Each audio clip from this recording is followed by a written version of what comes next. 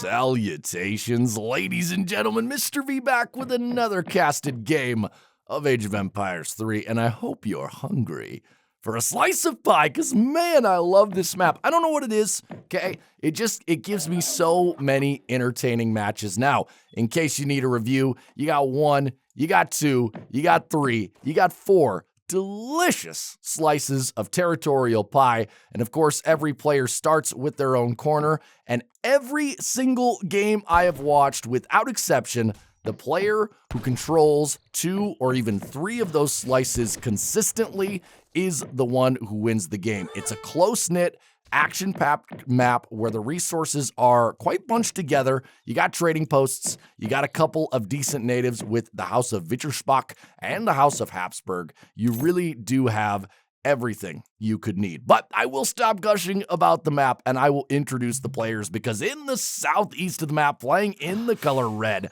as the Hausa, we have Dennis, the originator of this civ, really. I think when the African civs came out, correct me if I'm wrong, but Dennis was the high-level player to really kind of take this civ and main it for a while and show how good it was. Now, if we look at his deck in a second, we'll have to see if he's going for the really popular influence stuff we're seeing right now, or maybe he goes for the standard Hausa play, because Hausa, of course, does have a decent composition, especially in H2. They've got a nice mix of raiders and javelin riders and Fulani archers, which in mass can be quite strong.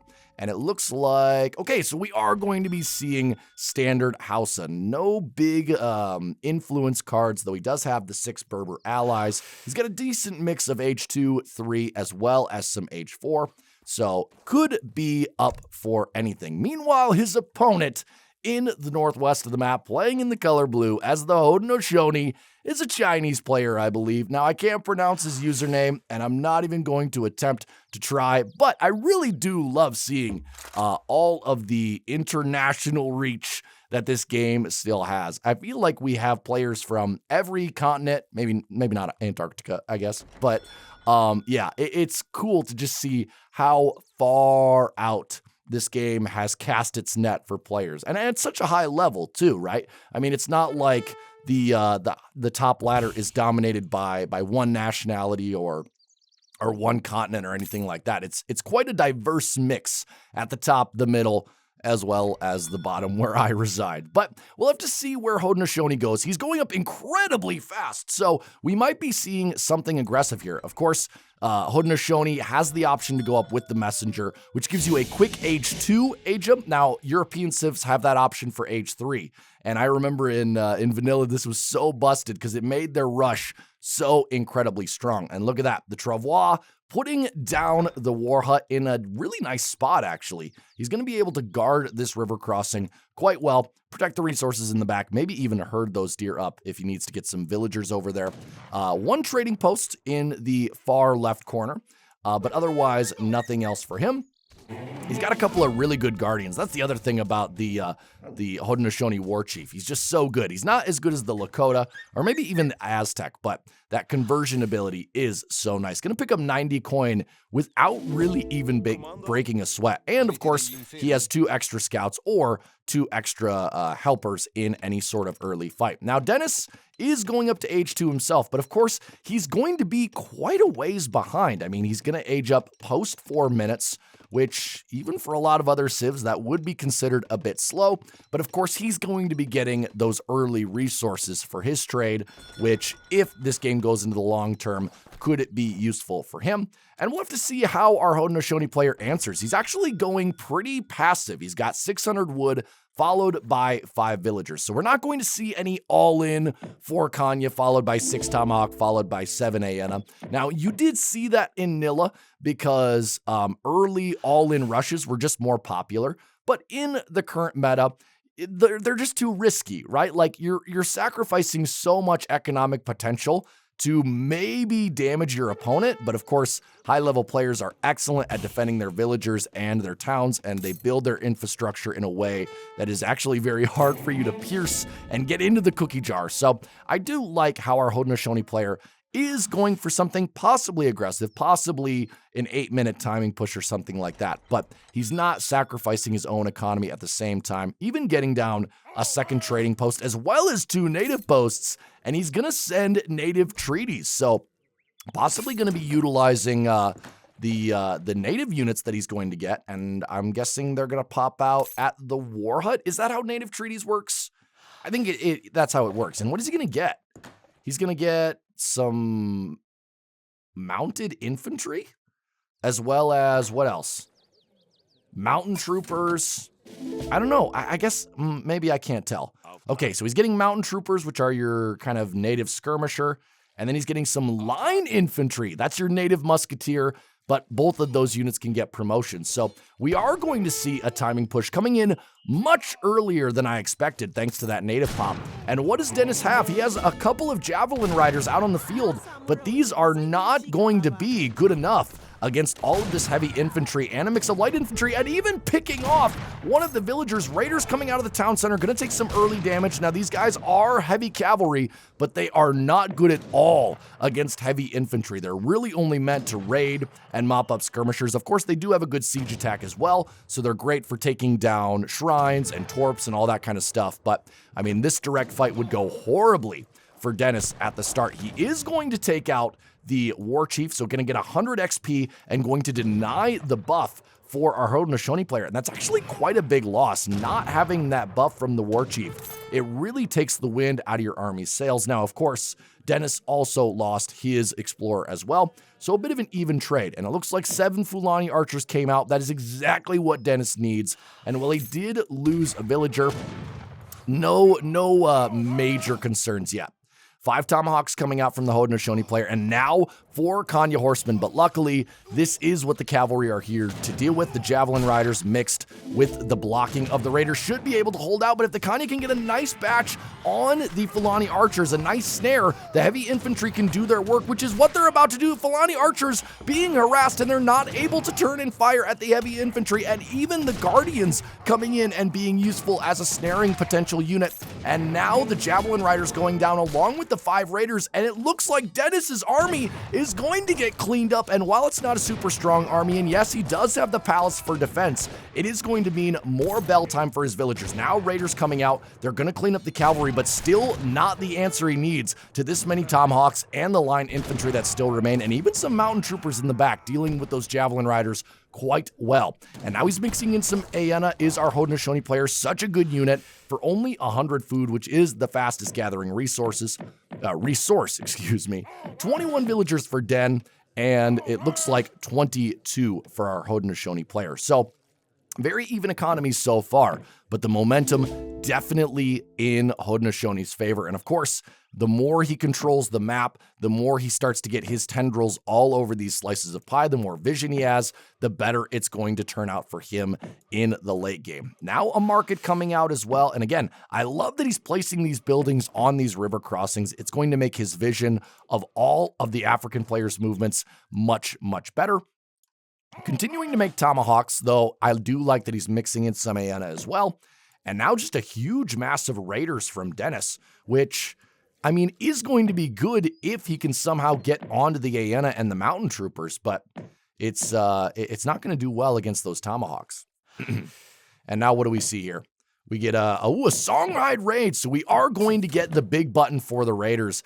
And actually, now that I'm looking at this army, wow, Dennis has really amassed a nice cavalry force at this moment. And he's got 10 Fulani archers as well. And now the mountain infantry are going to do a decent job at trying to hold off this many raiders. But this is where they shine, in their siege attack.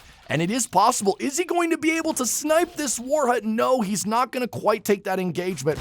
But now the raiders coming in to tank, going to take out those mountain troopers. But tomahawks popping out at a brilliant time. And are the Fulanis going to be able to run? They're not very good at kiting. They're actually not that great of an archer unit. I kind of praised them before, but I kind of forgot that they're a little bit lackluster compared to some of the early archer units. But against pure tomahawks, they are still going to do their job.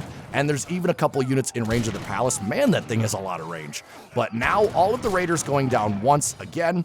And the units for Haudenosaunee still fairly healthy. He's still got Aena, he's still got mountain troopers, and he's still got some of the line infantry, but now more raiders coming out, and 4 griots coming out as well. Now these guys boost units in battle, they hurt the morale of the enemy, they also increase the building rate of buildings, which I did not know.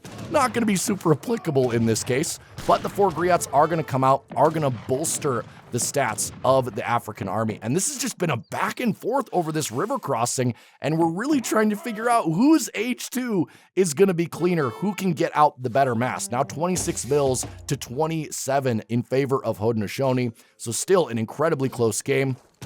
But now these griots, these guys, you cannot underestimate the amount that they buff and heal the units around them. You know, you tend to think, well, they're not a strictly military unit. I can go in, I can take them out. But man, the amount that they do for these units surrounding them is actually quite potent.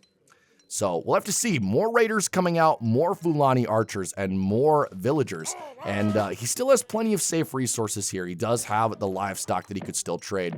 But other than that, what else can Dennis send? He does have 700 influence, 700 wood, and 700 coin, as well as the 6 Berber allies, but not going to send the 700 influence. But he almost actually has enough to send the Berber allies. Is that what he goes for next?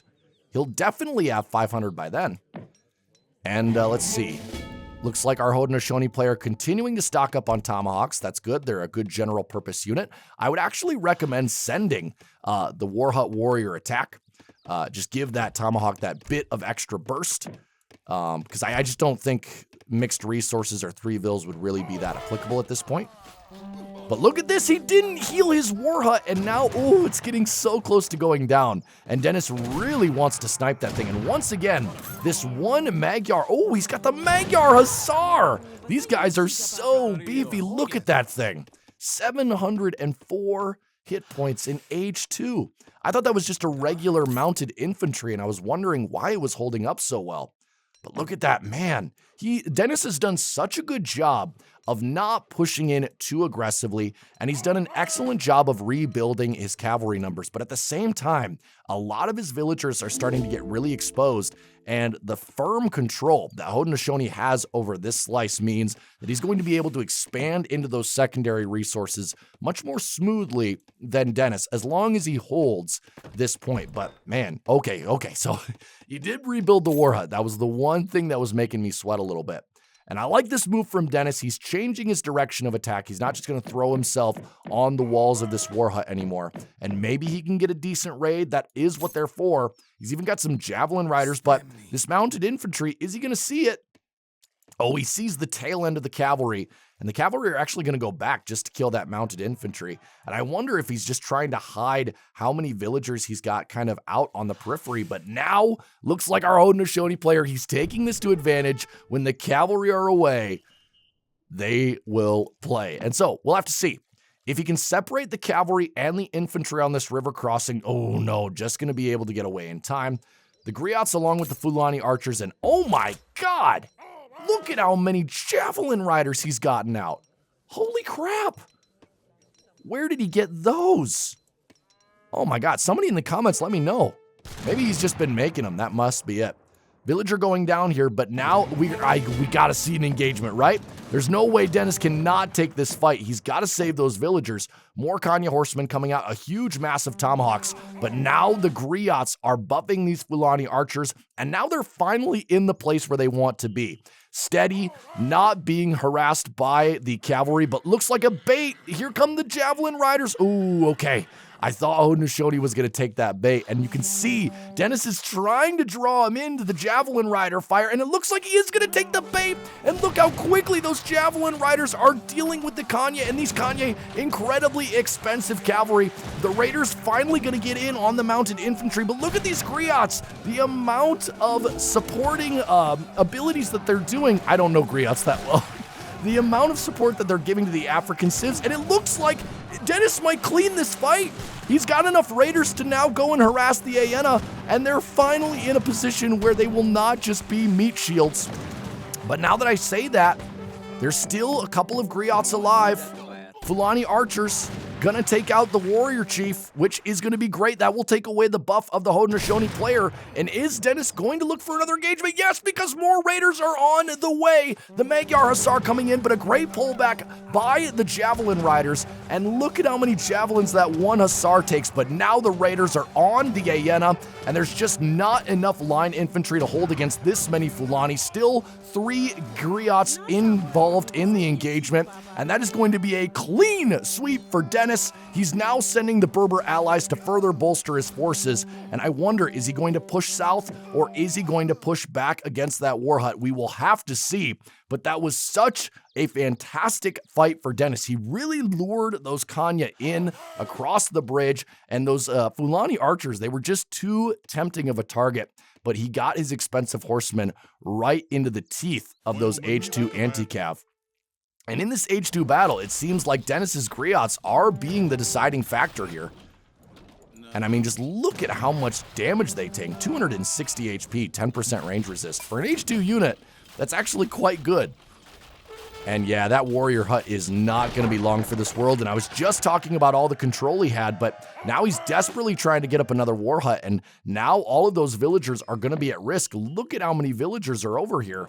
That's 9 villagers. Oh my God, that's a quarter of his economy exposed. But at the same time, Dennis has quite a few vills exposed as well. 39 for Haudenosaunee, 37 for Hausa.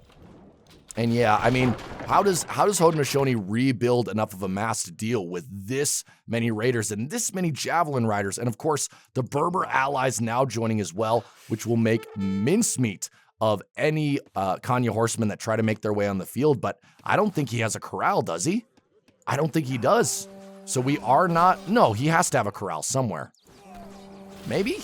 Why can I not see it? I don't want, yes, okay, it's in the middle of his base. I didn't want to look away from the action for too long because there is a disgusting raid going down for Dennis, and look at how many villagers are going to fall here.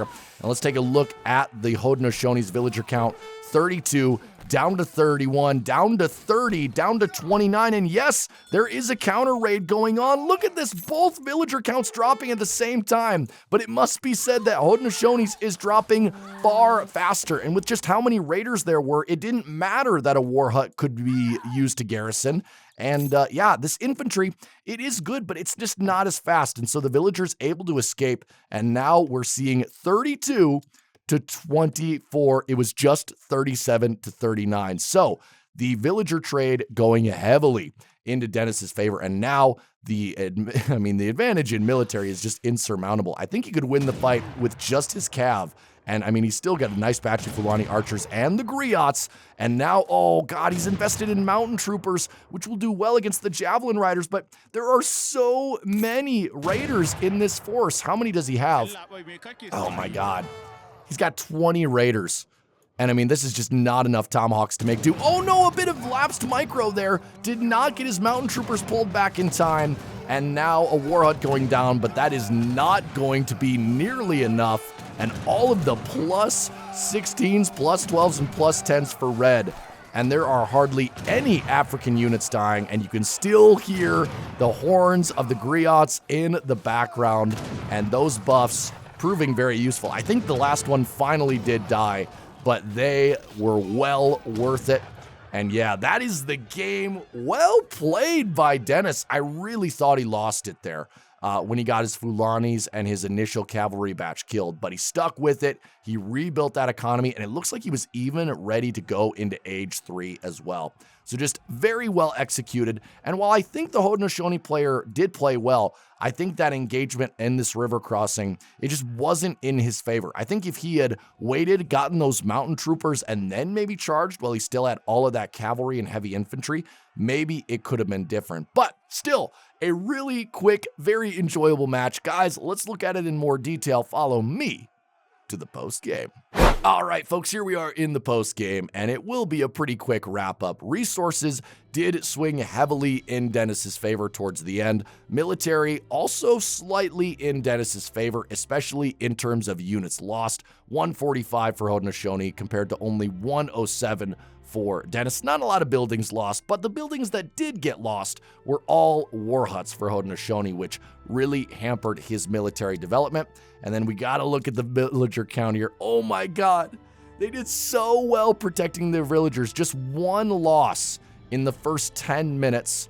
We see a couple of losses here, but then in the span of, how fast was this? In the span of less than a minute, we see a combined, let's see, that's 16, and that's 6, 22 villagers killed. But at the same time, I mean, look at that, 40 to 24 for Haudenosaunee compared to 38 to 32. Still not good, but oh man, that raid really did win it. And I think I'm actually going to take back what I previously said. I don't know if it was that river crossing fight that lost Haudenosaunee the game. I think it was just losing so many villagers on that right piece of the pie.